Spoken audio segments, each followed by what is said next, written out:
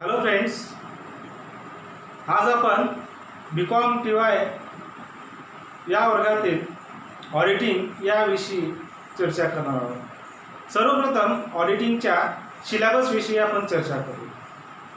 Auditing हा विषय व्यावसायिक दृष्टिकोनातून खूप महत्त्वाचा विषय आहे.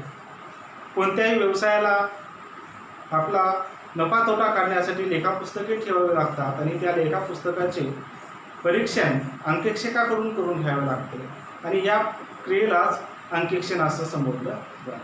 तर थोडक्यामध्ये अंकेक्षण म्हणजे काय, तर लेखापुस्तकाचे तज्ज्ञ व्यक्तीकडून परीक्षण करून घेणे म्हणजेच अंकेक्षण.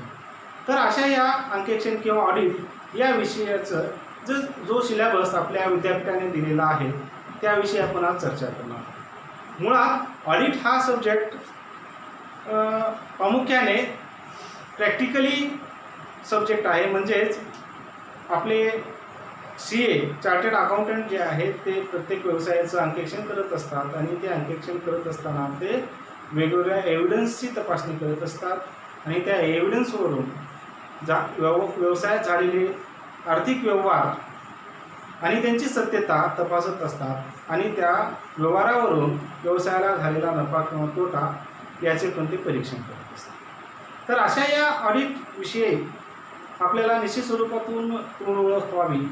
अंकेक्षणाविषयी, ऑडिटविषयी, कंपनी ऑडिटरविषयी आणि ऑडिटच्या एकंदरीत प्रोसेसविषयी विद्यार्थ्यांना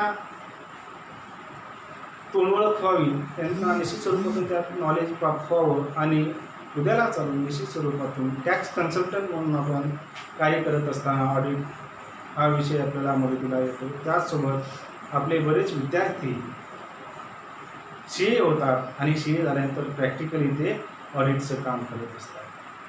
तर असा जो ऑडिट विषय आहे त्या ऑडिट विषयाचं आपल्या विद्यापीठाने स्वामी रामानंद तीर्थ मराठवाडा विद्यापीठ नांदेड यांनी आखून दिलेला जो 5th सेमिस्टरचा सिलेबस आहे त्या सिलेबसविषयी आपण आज थोडक्यामध्ये चर्चा करणार आहोत. तर एकंदरीत ऑडिट हा विषय 5 युनिटमध्ये विभागण्यात आलेला आहे.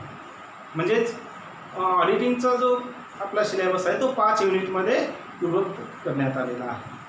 तर 1 बाय 1 आपण प्रत्येक युनिटमध्ये काय काय बीट आहेत याविषयी आपण थोडक्यामध्ये इथे चर्चा करू. तर पहिला जो युनिट आहे तो युनिट इंट्रोडक्शन ऑफ ऑडिटिंग हा असणार आहे. मी हा सिलेबस तुम्हाला एकंदरीतच समजण्यासाठी सोपा जावा, सुलभ जावा म्हणून प्रत्येक बीटमध्ये जे काही प्रत्येक युनिटमध्ये जे वेगवेगळे बीट आहेत ते 3 विभागामध्ये A, B आणि C अशा 3 विभागामध्ये विभागलेले आहे. तर इंट्रोडक्शन टू ऑडिटिंग या पहिल्या युनिटमध्ये आपल्याला 3 विभाग मी या ठिकाणी केलेले आहेत किंवा 3 बीट केलेले आहेत. पहिला A बीट जो असणार आहे तो A बीट त्यामध्ये definition, objective, advantages and limitations of auditing याच्यावरती आपल्याला चर्चा करायची आहे. म्हणजेच अंकेक्षणाची जी डेफिनेशन आहे, मिनिंग आहे त्यावरची आपल्याला डिटेलमध्ये चर्चा करायची आहे. सोबतच अंकेक्षणाचे ऑडिट ऑब्जेक्टिव्ह याविषयी आपल्याला चर्चा करायची आहे आणि त्याचे ॲडव्हान्टेजेस आणि लिमिटेशन्स याच्यावरती देखील आपल्याला या A बीटमध्ये चर्चा करायची आहे. त्यानंतर या फर्स्ट युनिटमधला जो सेकंड बीट असणार आहे तो असणार आहे प्रिन्सिपल ऑफ ऑडिटिंग. जे वेगवेगळे प्रिन्सिपल्स आहेत ऑडिटचे ते आपण यामध्ये अभ्यासणार आहोत आणि त्यासोबतच टाईप्स ऑफ ऑडिट, जे वेगवेगळे ऑडिटचे प्रकार आहेत त्या ऑडिटचे प्रकार या ठिकाणी आपल्याला पाहायचं आहे. जसं कंटिन्युअस ऑडिट आहे किंवा ॲन्युअल ऑडिट आहे, यालाच पिरियडिकल ऑडिट असं संबोधलं जातं. तर असे वेगवेगळे जे ऑडिटचे टाईप्स आहेत त्या टाईप्सच्या विषयी चर्चा आपण या बीटमध्ये करणार आहोत. आणि तिसरा आणि C नंबरचा जो बीट पहिल्या युनिटचा असणार आहे तो म्हणजेच ऑडिट आणि वेगवेगळे जे काही हे आहेत अकाउंटिंग आहे त्याची तुलना, म्हणजेच ऑडिट वर्सेस अकाउंटिंग याची आपल्याला तुलना करायची आहे. त्याच्यामध्ये काय फरक आहे. मुळात ऑडिटिंगचं काम हे अकाउंटिंगचं कार्य संपल्यानंतर ऑडिटिंगचं काम चालू होतं. म्हणजे अगोदर ऑडिटिंग करण्यासाठी अकाउंट असणं गरजेचं आहे, म्हणजे लेजर्स असणं गरजेचं आहे. त्या अकाउंटचं परीक्षण करण्याचं काम म्हणजेच ऑडिटिंग आहे. तर यातला जो मुळात फरक आहे तो फरक आपल्याला या ठिकाणी अभ्यासायचा आहे. आणि दुसरा जो फरक या बीटमध्ये आपल्याला अभ्यासायचा आहे तो म्हणजेच ऑडिटिंग आणि इन्व्हेस्टिगेशन. इन्व्हेस्टिगेशन म्हणजे काय आणि ऑडिटिंग म्हणजे काय, हा मुळात फरक आपल्याला या ठिकाणी पाहणं गरजेचं आहे. कारण अंकेक्षकाला दोन्हीही कार्य करावे लागत असतात.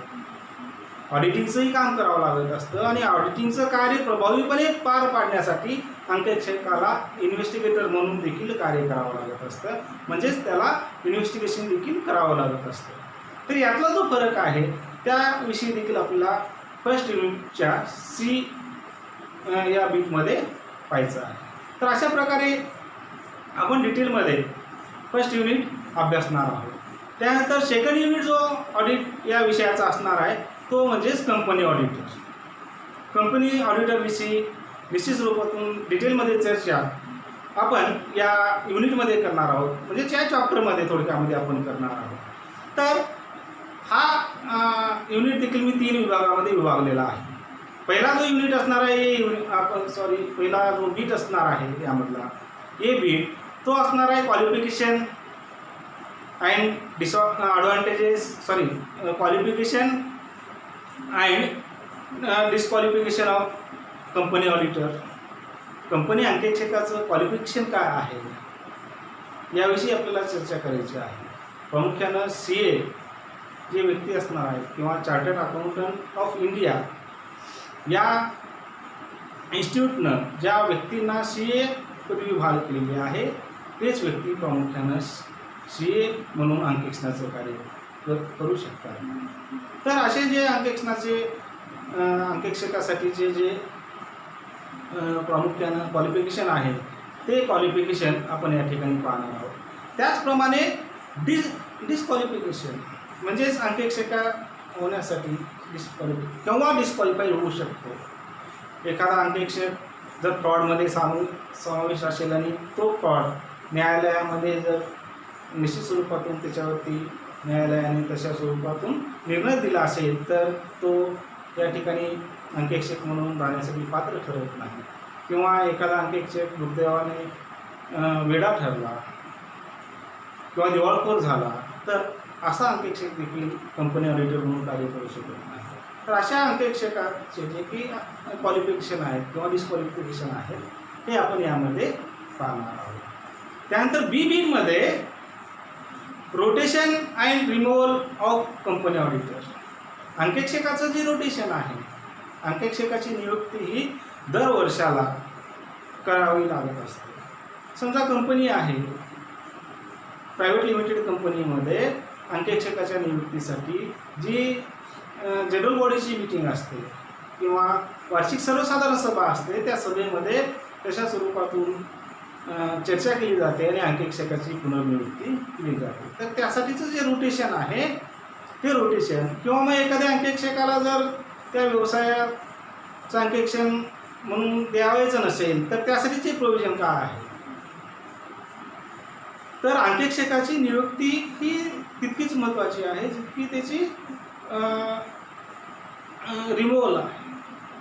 रिमूव्हल करणं म्हणजे सर्वसाधारण परिस्थितीमध्ये रिमूव्हल किंवा अंकेक्षकाला कंपनीच्या अंकेक्षणातून काढून टाकता येत नाही किंवा त्याकडून ते काम हिरवून घेता येत नाही. तर त्यासाठीचे ठोस असे कारणं कंपनीचे जे संचालक असणार आहे त्या कंपनीच्या संचालकाकडे असणार आहे. तर त्याचे काय काय प्रोव्हिजन आहेत त्यासंबंधी डिटेलमध्ये चर्चा आपल्याला यामध्ये करावायची आहे. आणि सेकंड युनिटमधला जो सी बीट आहे तो असणार आहे powers and duties of company auditors.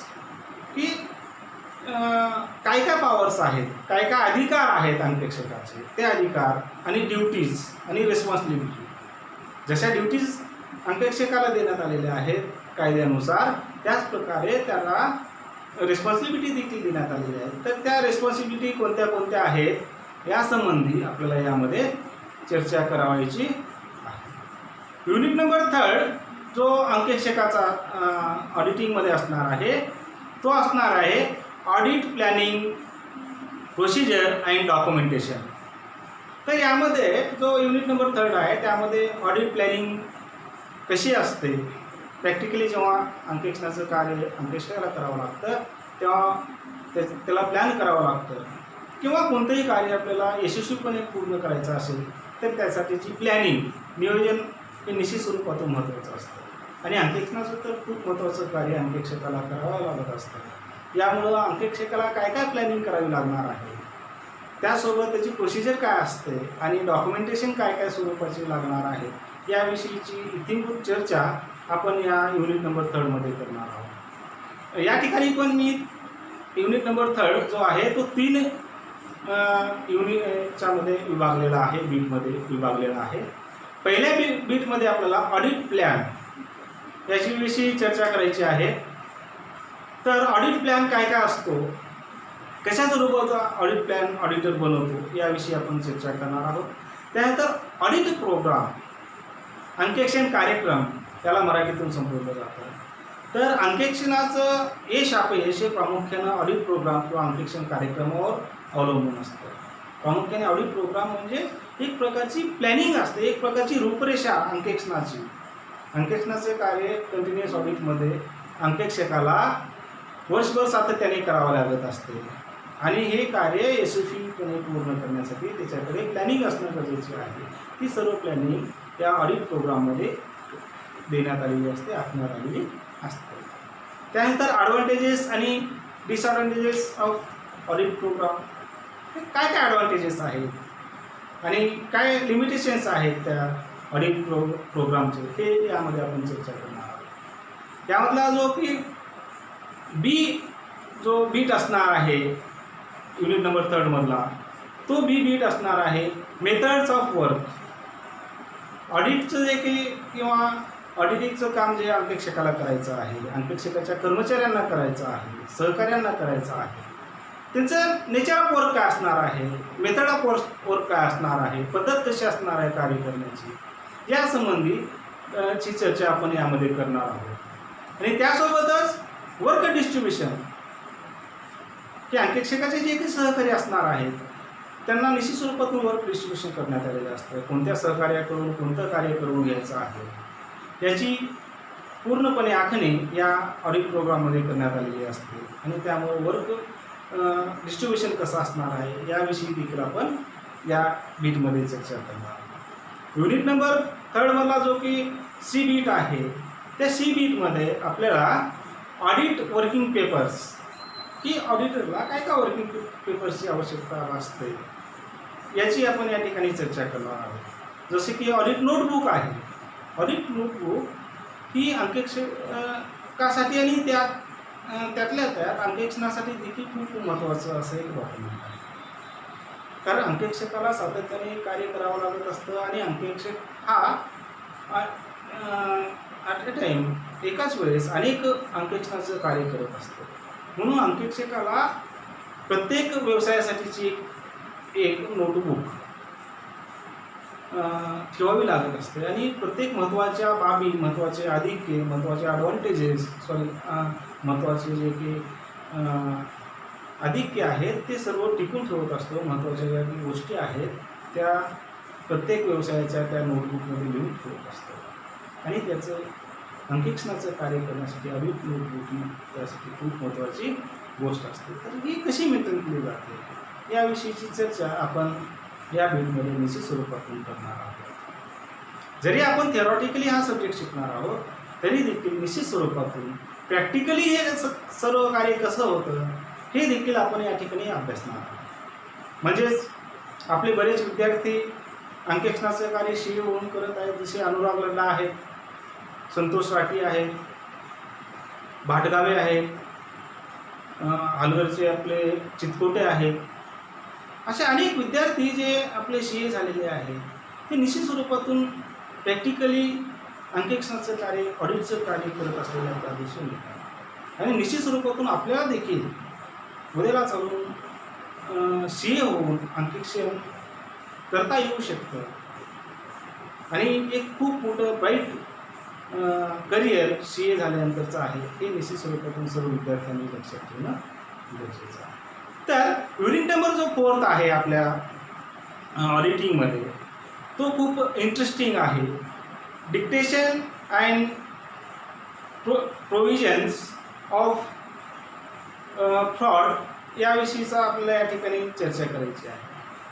तर अंकेक्षकाला निश्चित स्वरूपातून व्यवसायामध्ये जे की वेगवेगळे फ्रॉड आहेत किंवा वेगवेगळ्या ज्या की एरर्स आहेत त्या एरर्स शोधून काढाव्या लागत असतात. मुळात अंकेक्षकाचं कार्यच महत्त्वाचं कार्य हे जे व्यवसायामध्ये चुका आहेत किंवा एरर्स आहेत त्या एरर्स शोधून काढणे आणि त्यासोबतच जे फ्रॉड आहेत जाणून बुजून केलेले फ्रॉड ते फ्रॉड शोधून काढण्याचं अंकेक्षकाला एक महत्त्वाचं कार्य करावं लागतं.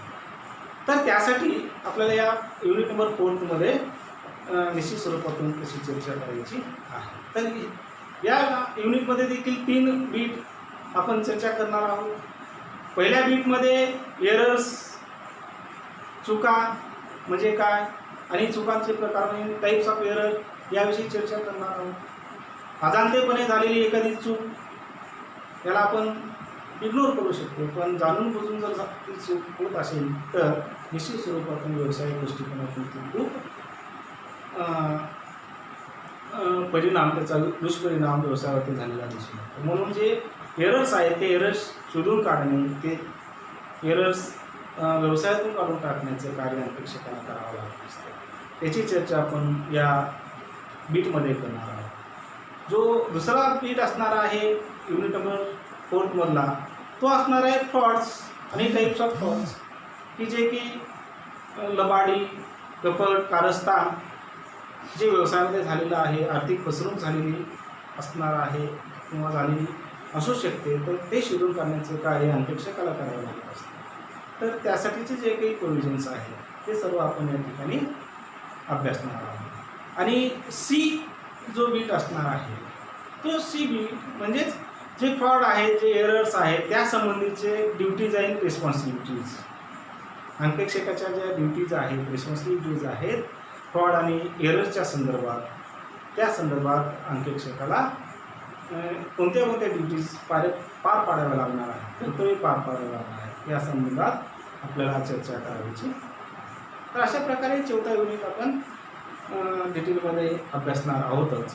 त्यानंतर शेवटचा आणि 5वा जो युनिट आहे ऑडिटिंगमधला विद्यापीठाने जो सिलेबस दिलेला आहे त्या सिलेबसमधला तो आहे ऑडिट एव्हिडन्स की अंकेक्षण करत असताना जे पुरावे आहेत एव्हिडन्स म्हणजे काय तर पुरावे अंकेक्षकाचं महत्त्वाचं कार्य अंकेक्षण करण्याचं पुराव्याच्या आधारावरच प्रामुख्याने होत असतं. तर त्या पुराव्याचं जे पुरावे आहेत त्या पुराव्यासंदर्भात आपल्याला या युनिटमध्ये चर्चा करायची आहे. त्यामध्ये पहिल्या बीटमध्ये आपल्याला इंट्रोडक्शन ऑफ एव्हिडन्स जे एव्हिडन्स आहेत ते कोणते कोणते एव्हिडन्स आहेत कोणत्या एव्हिडन्सला एव्हिडन्स मानायचं आणि कोणत्या एव्हिडन्सला एव्हिडन्स मानायचं नाही जसे रिसिप्ट्स आहेत बिल्स आहेत पेमेंट्स आहेत हे सर्व एव्हिडन्समध्ये येतात. तर कच्चे बिलं हे एव्हिडन्स म्हणून मानता येत नाहीत अशा स्वरूपातून आपल्याला या ठिकाणी चर्चा करायची आहे. त्यानंतर टाईप्स ऑफ एव्हिडन्स कोणत्या प्रकार काय काय आहेत एव्हिडन्सचे डिजिटल एव्हिडन्स आहे फिजिकली एव्हिडन्स आहे निश्चित स्वरूपातून या संदर्भात आपल्याला डिटेलमध्ये चर्चा करायची आहे. त्यानंतर जो सेकंड बीट यामधला असणार आहे तो असणार आहे audit techniques of collecting of audit evidence. Audit evidence collecting करण्यासाठीची जी की प्रोसिजर आहे टेक्निक आहे या ठिकाणी निश्चित स्वरूपातून अंकेक्षकाला त्यांच्याकडे जी स्किल आहे त्या स्किलचा वापर निश्चित स्वरूपातून करावा लागतो. प्रत्येक अंकेक्षक हा आपापल्या वेगवेगळ्या स्किल्स जे त्यांनी डेव्हलप केलेल्या आहेत त्या स्किल्सच्या मार्फत काय करत असतो एव्हिडन्स कलेक्ट करत असतो. तर त्याचं जे प्रोसिजर असणार आहे ते आपल्याला या ठिकाणी या बीटमध्ये अभ्यासावायचं आहे. आणि शेवटचा जो काही बीट या युनिटमधला आहे तो टाईप्स ऑफ सॅम्पलिंग सॅम्पल घेऊन अंकेक्षकाला काय करावं लागत असते तर अंकेक्षणाचं कार्य करावं लागत असतं. कारण नंबर ऑफ ट्रान्झॅक्शन हे अनेक असू शकतात व्यवसायामध्ये. लाखो ट्रान्झॅक्शन्स व्यवसाय दृष्टिकोनातून व्यवसायामध्ये होत असतात आणि त्या सर्वच ट्रान्झॅक्शन्सचं अंकेक्षण करत असताना अंकेक्षण करता येत नाही, परीक्षण करता येत नाही. म्हणून त्याचं सॅम्पलिंग अंकेक्षकाला करावं लागत असतं. तर ते सॅम्पलिंग घेण्याचे मेथड्स कोणत्या आहेत, कोणत्या प्रकारे सॅम्पल घेतलं जातं, या सर्व गोष्टीची चर्चा आपण या सॅम्पलिंग मेथड्समध्ये किंवा सॅम्पलिंग टाईप्समध्ये करणार आहोत. तर एकंदरीत आपण जो 5th सेमिस्टरला ऑडिटिंगचा सिलेबस आपण अभ्यासणार आहोत त्याविषयी थोडक्यामध्ये मी या व्हिडिओमध्ये सर्वांना सांगण्याचं कार्य केलेलं आहे. तर निश्चित स्वरूपातून आपण नेक्स्ट व्हिडिओमध्ये म्हणजे पुढच्या आपल्या ऑनलाईन तासिकेमध्ये ऑडिटच्या प्रॅक्टिकली जो सिलेबस आपला आहे त्या सिलेबसविषयी आपण चर्चा करणार आहोत. तर सर्व विद्यार्थ्यांनी परत एकदा आवाहन करतो की ॲडमिशन आपले करून घ्यावे. ज्या विद्यार्थ्यांचं अद्याप ॲडमिशन झालेलं नाही त्यांनी ॲडमिशन लवकरात लवकर करून घ्यावे आणि आपल्या जे ऑनलाईन टीचिंग चालू आहे त्या ऑनलाईन टीचिंगमध्ये सर्वांनी सहभागी व्हावे आणि ज्या काही डाऊट्स आहेत त्या डाऊट निश्चित स्वरूपातून कॉमेंट्समध्ये कळवा किंवा मग वेगवेगळे जे माध्यमं आपले आहेत गुगल क्लासरूम असेल किंवा मग शक्य असेल तर फोन करत चला की तुमचे डाऊट काही असतील. कारण कोविडमुळं सध्या आपल्याला फिजिकली भेटणं शक्य होत नाही. तर 12 ते 2च्या दरम्यान निश्चित स्वरूपातून विद्यार्थी मला कॉल करू शकतात आणि आपले जे काही डाऊट आहेत ते डाऊट मला विचारू शकतात.